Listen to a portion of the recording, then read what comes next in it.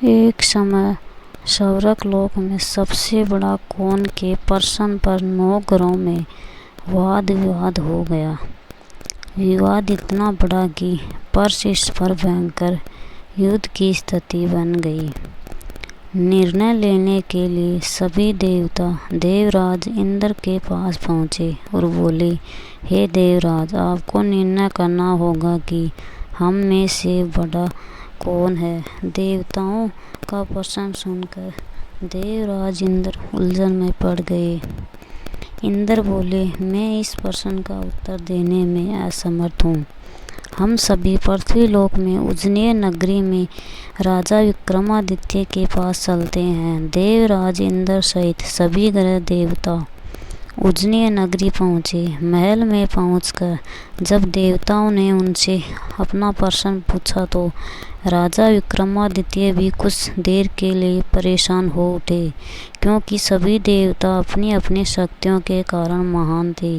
किसी को भी छोटा या बड़ा कह देने से अब उनके क्रोध के प्रकोप से भयंकर हानि पहुंच सकती थी। अचानक राजा विक्रमादित्य को एक उपाय सूझा और उन्होंने विभिन्न धातुओं स्वर्ण, रजत, चांदी, कांसा, ताम्र, तांबा, सीसा, रांगा, जस्ता, अबरक व लोहे के 9 आसन बनवाए। धातुओं के गुणों के अनुसार सभी आसनों को एक दूसरे के पीछे रखवा कर उन्होंने देवताओं को अपने अपने सिंहासन पर बैठने को कहा। देवताओं के बैठने के बाद राजा विक्रमादित्य ने कहा, आपको निर्णय तो स्वयं हो गया है। जो सबसे पहले सिंहासन पर विराजमान है वही सबसे बड़ा है। राजा विक्रमादित्य के निर्णय को सुनकर शनि देवता ने सबसे पीछे आसन पर बैठने के कारण अपने को छोटा जानकर क्रोधित होकर कहा, राजा विक्रमादित्य, तुमने मुझे सबसे पीछे बैठाकर मेरा अपमान किया है। तुम मेरी शक्तियों से परिचित नहीं हो, मैं तुम्हारा सर्वनाश कर दूंगा। शनि ने कहा, सूर्य एक राशि पर 1 महीने, चंद्रमा 2.25 दिन, मंगल 1.5 महीने, बुध और शुक्र 1 महीने, बृहस्पति 13 महीने तक रहते हैं, लेकिन मैं किसी राशि पर 7.5 वर्ष 7.5 तक रहता हूँ। बड़े बड़े देवताओं को मैंने अपने प्रकोप से पीड़ित किया है।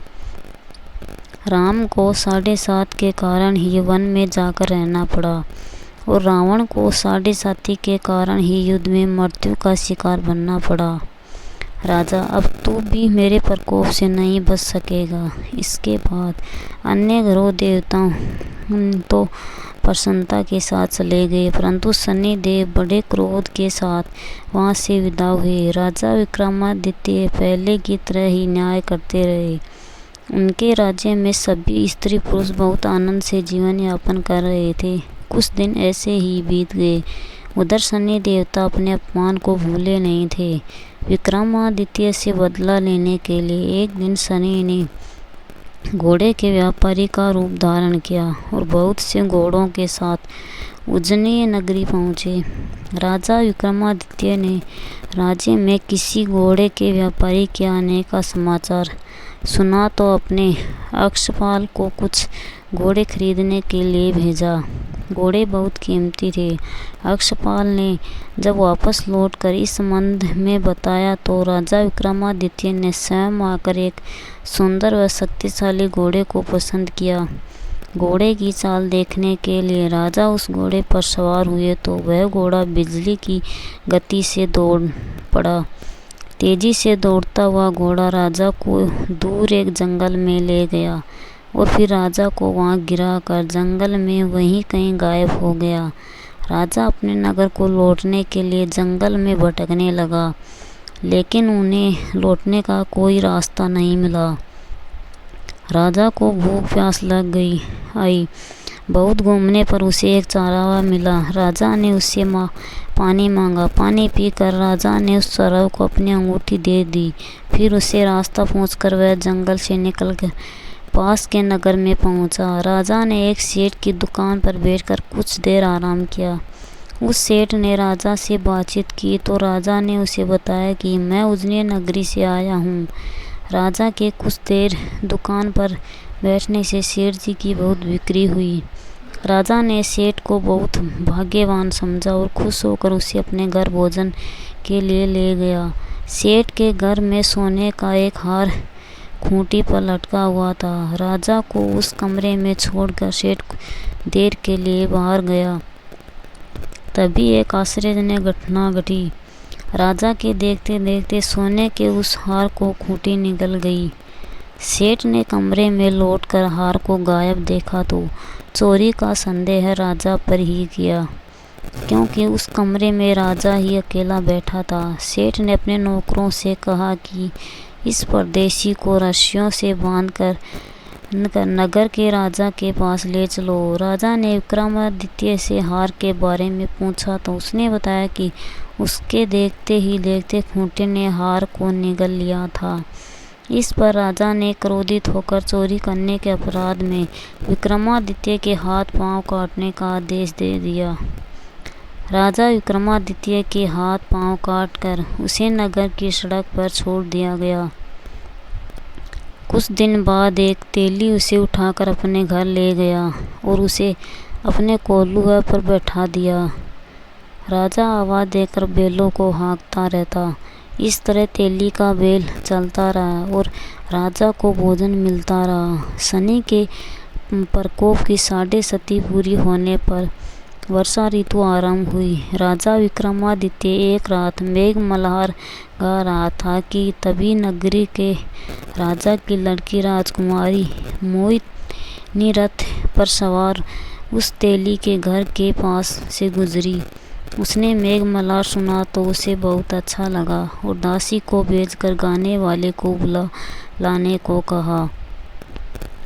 दासी ने लौटकर राजकुमारी को अपंग राजा के बारे में सब कुछ बता दिया।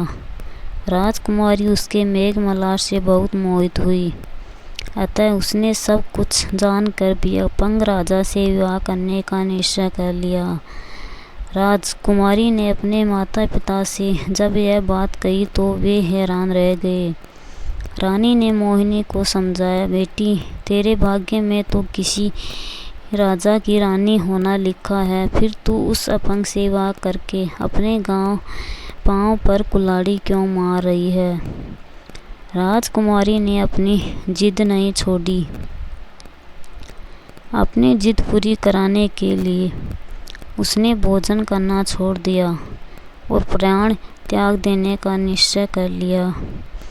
आखिरी राजा रानी को विवश होकर अपंग विक्रमादित्य से राजकुमारी का विवाह करना पड़ा। विवाह के बाद राजा विक्रमादित्य और राजकुमारी तेली के घर में रहने लगी। उसी रात सौपन में शनिदेव ने राजा से कहा, राजा तुमने मेरा प्रकोप देख लिया, मैंने तुम्हें अपने अपमान का दंड दिया है। राजा ने शनिदेव से क्षमा करने को कहा और प्रार्थना की हे शनिदेव, आपने जितना दुख मुझे दिया है अन्य किसी को न देना। शनिदेव ने कुछ सोच कर कहा, राजा मैं तुम्हारी प्रार्थना स्वीकार करता हूँ। जो कोई स्त्री पुरुष मेरी पूजा करेगा, शनिवार को व्रत करके मेरी व्रत कथा सुनेगा, उस पर मेरी अनुकंपा बनी रहेगी। प्रातःकाल राजा विक्रमादित्य की नींद खुली तो अपने हाथ पांव देखकर राजा को बहुत खुशी हुई। उसने मन ही मन शनिदेव को प्रणाम किया। राजकुमारी भी राजा के हाथ पांव सही सलामत देखकर आश्चर्य में डूब गई। तब राजा विक्रमादित्य ने अपना परिचय देते हुए शनिदेव के प्रकोप की सारी कहानी सुनाई। सेठ को जब इस बात का पता चला तो दौड़ता हुआ तेली के घर पहुंचा और राजा के चरणों में गिरकर क्षमा मांगने लगा। राजा ने उसे क्षमा कर दिया, क्योंकि यह सब तो शनिदेव के प्रकोप के कारण हुआ था। सेठ राजा को अपने घर ले गया और उसने भोजन कराया। भोजन करते समय वहाँ एक आश्चर्यजनक घटना घटी। सबको देखते देखते उस खूंटी ने हार उगल दिया। सेठ जी ने अपनी बेटी का विवाह भी राजा के साथ कर दिया और बहुत से स्वर्ण आभूषण धन आदि देकर राजा को विदा किया। राजा विक्रमादित्य राजकुमारी मोहिनी और सेठ की बेटी के साथ उज्जैन पहुँचे तो वहाँ नगरवासियों ने हर्ष से उनका स्वागत किया। अगले दिन राजा विक्रमादित्य ने पूरे राज्य में घोषणा कराई कि शनिदेव सब देवों में श्रेष्ठ हैं। प्रत्येक स्त्री पुरुष शनिवार को उनका व्रत करे और व्रत कथा अवश्य सुने। राजा विक्रमादित्य की घोषणा से शनिदेव बहुत प्रसन्न हुए। शनिवार का व्रत करने और व्रत कथा सुनने के कारण सभी लोगों की मनोकामनाएं शनिदेव की अनुकंपा से पूरी होने लगी। सभी लोग आनंद पूर्वक रहने लगे।